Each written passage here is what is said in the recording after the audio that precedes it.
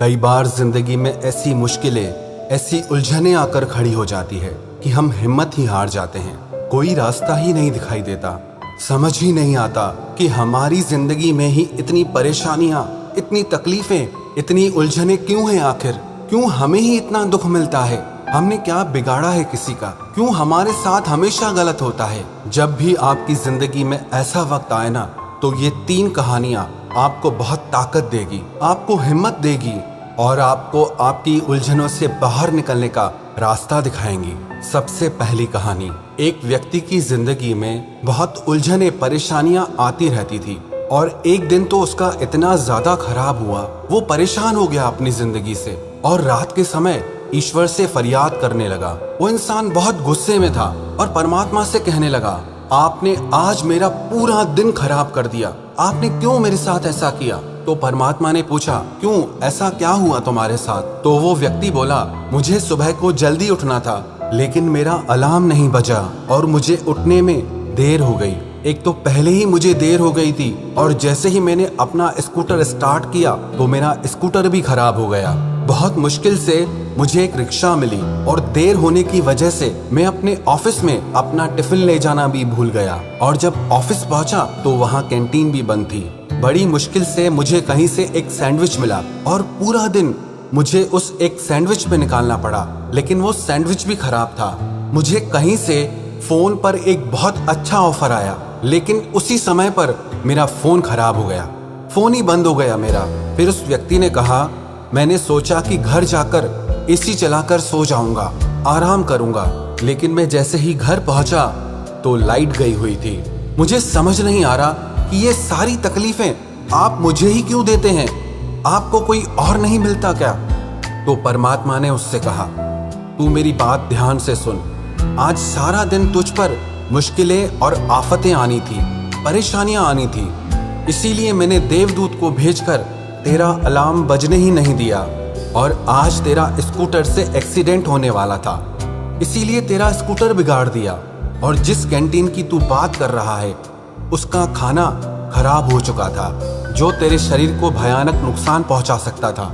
और जिस इंसान से तू फोन पर बात कर रहा था वो इंसान एक नंबर का घोटालेबाज था और वो तुझे बहुत बड़ी मुश्किल में फंसा देता, इसीलिए तेरा फोन आधे में बंद करा दिया और आज तेरे घर में शॉर्ट सर्किट से आग लगने वाली थी, इसीलिए मैंने तेरी बिजली ही बंद करवा दी।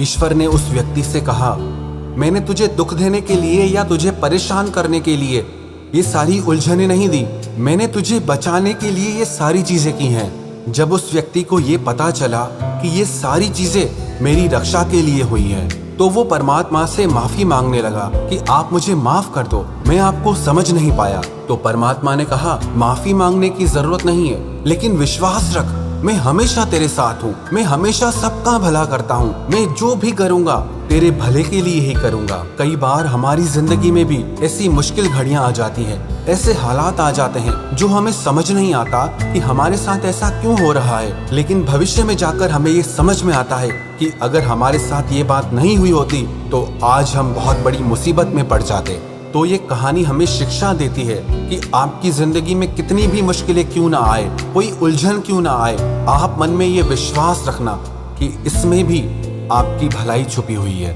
इसमें भी आपके लिए कुछ अच्छा छिपा हुआ है। मुश्किलें आए तो घबराना मत, मन में ये विश्वास रखना कि वो ईश्वर, वो परमात्मा मेरी रक्षा कर रहा है।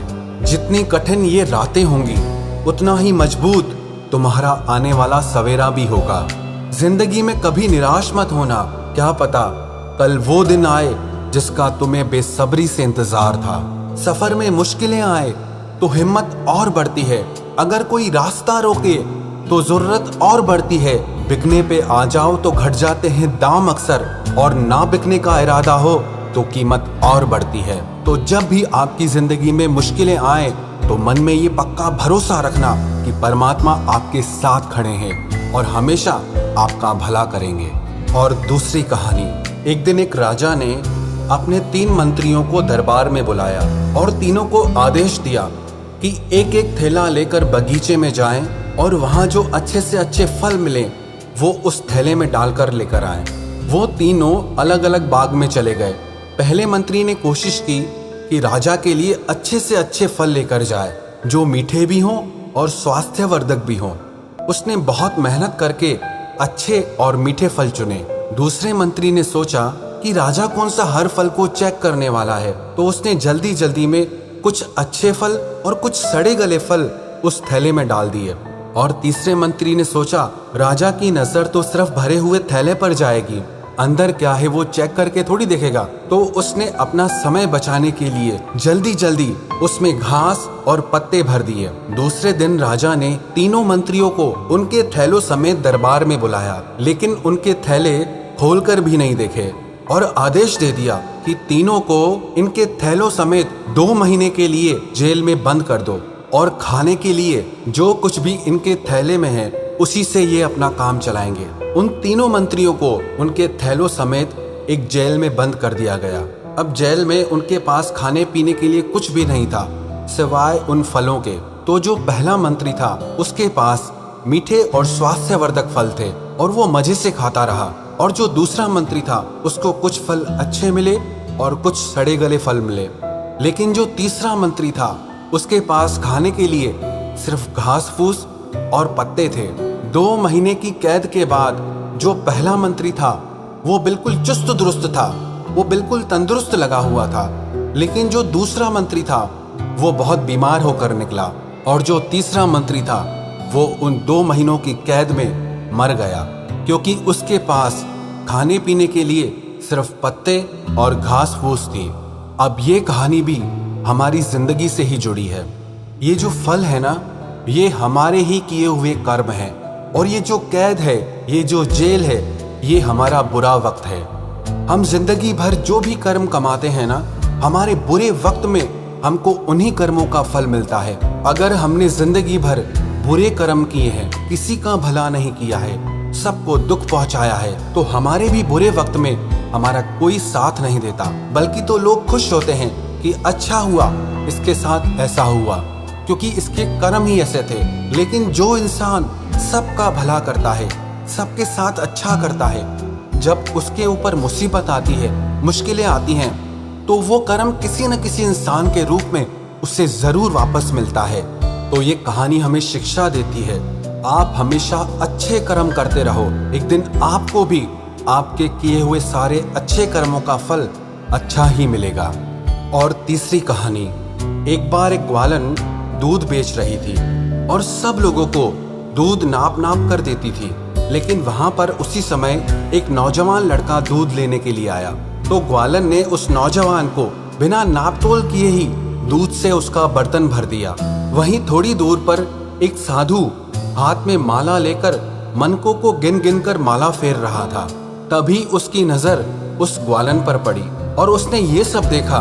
उसने पास ही बैठे व्यक्ति को सारी बात बताकर इसका कारण पूछा, तो उस व्यक्ति ने बताया कि जिस नौजवान को उस ग्वालन ने बिना नापे दूध दे दिया है, वो उस नौजवान से प्रेम करती है, इसीलिए उसने बिना नापे ही उसे दूध दे दिया। ये बात उस महात्मा के दिल को छू गई कि एक दूध बेचने वाली ग्वालन जिससे प्रेम करती है तो उसका हिसाब नहीं रखती, और मैं जिस ईश्वर से प्रेम करता हूँ उनका नाम माला में गिन गिन कर लेता हूँ, मुझसे तो अच्छी वो ग्वालन है। ये कहानी भी हमारी जिंदगी से ही जुड़ी है। हम भी जिनसे प्रेम करते हैं, हमें उनके साथ हिसाब किताब नहीं रखना चाहिए, क्योंकि जहाँ हिसाब किताब होता है ना, वहाँ प्रेम नहीं होता, और जहाँ प्रेम होता है वहाँ कैसा हिसाब किताब। पर आज के इस कलयुग के युग में लोग प्रेम भी हिसाब किताब देखकर करते हैं कि अगर उसने मेरे लिए किया है तो ही मैं करूँगा, अगर वो मेरे लिए कुछ नहीं करता तो मैं क्यों करूँ। ये प्रेम नहीं है, ये व्यापार है। इसीलिए हमारे रिश्तों की मधुरता खो गई है, इसीलिए हमारे रिश्तों में वो प्रेम कहीं खो गया है। तो ये कहानी हमें शिक्षा देती है, अगर आप अपने रिश्तों में प्रेम बढ़ाना चाहते हैं तो किसी भी तरह का हिसाब किताब करना छोड़ दो कि उसने क्या किया, आपने क्या किया, वो क्या करता है, आप क्या करते हैं। अगर आप किसी से प्रेम करते हो तो बस निस्वार्थ होकर उससे प्रेम करते रहो।